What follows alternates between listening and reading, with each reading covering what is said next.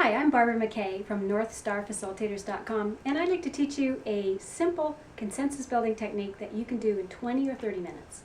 This technique was developed by the Technology of Participation Network and also comes out of the Institute of Cultural Affairs. You can check them out in the USA, at least, at www.ica-usa.org. So we call it the TOP Technology of Participation Flipchart Consensus Workshop Method. We start with a focus question. Just for purposes of example, our focus question today is how do we build trust in a group? So the first step that you've got to do is come up with a focus question that's very simple and easy for the group to answer. Anyone in the group could answer it. In this case, it might be a situation where the group has had a lot of conflict and tension and they need to know how they can build trust in this particular group.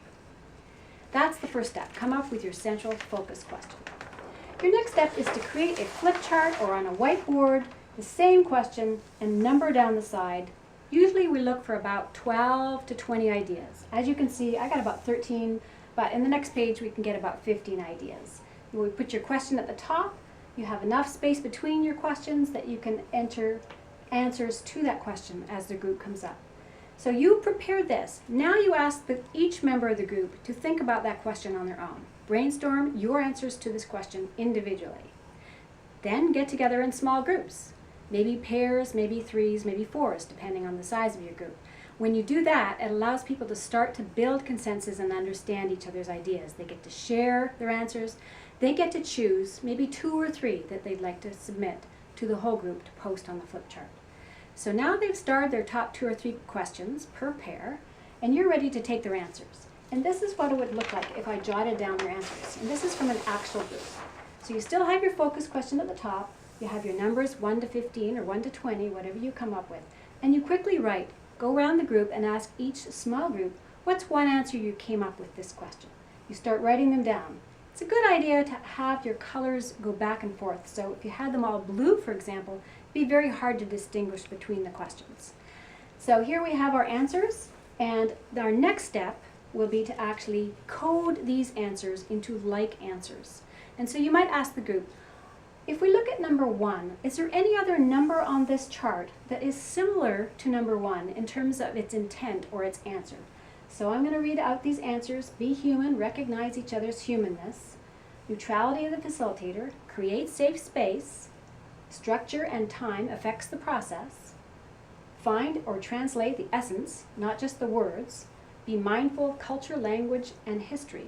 And so you go on and you read each of these, and the group systematically looks for answers that are similar to number 1 or point to the same type of theme around building trust in groups.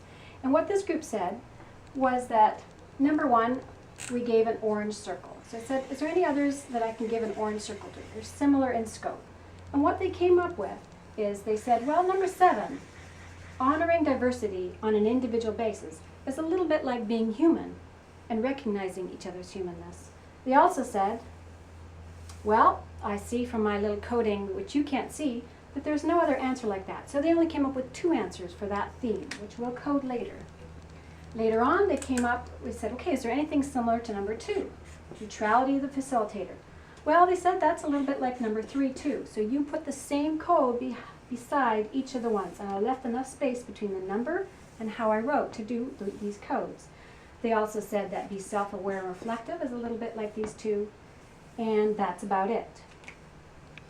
You keep going through this and you'll notice that we're going to come up with 5 categories. You don't know how many categories you'll come up, but generally for the flip chart method it's between 3 to 6 categories.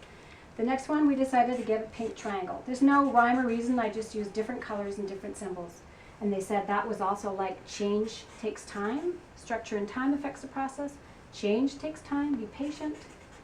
And they also said committing and mobilizing resources was like that as well.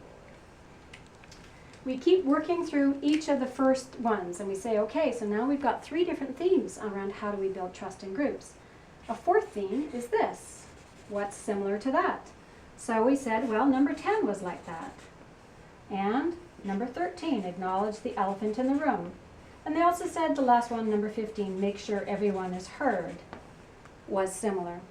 Our last category that we came up with this group was, we just gave it a red squiggle, and we said that was like number 11. So So being mindful of culture was like valuing diverse talents and skills of participants. So now we've got 5 codes. Our last step of this process is we're going to create a page where we put these codes, and I've already put in the titles or the names of the themes that people came up with, but here you start out just with your codes on the left side of the page or the left side of your whiteboard, and you ask the group, you post your other flip chart beside your title flip chart. So you've got the 2 flip charts side by side. And now you're going to look for, well, what's a phrase, a 3 to 5 word phrase, that will really answer the question, how do we build trust in groups? So you want to repeat that question on your page. How do we build trust in groups? So they don't forget what your focus question was, etc. And what they came up with was, the first coding was really about building relationships for healing. We started each phrase with a verb. Second one was recognizing need for safe space, committing to patience, time, and structure, communicating for hearing and understanding, learning collectively, and growing individually. I just added ing to those verbs, but in this case, they came up with a single verb name. That's the Technology Participation Flipchart Consensus Workshop Method in a nutshell.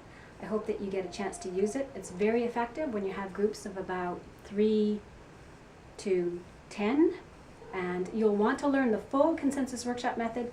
Please consider taking the ICA training, which exists all over the world. And you can check our website out at northstarfacilitators.com for our next training in this course. The longer method takes 1.5 to 2 hours and will be used for larger groups and more complex questions. This is for smaller groups and simpler questions. Have a great day.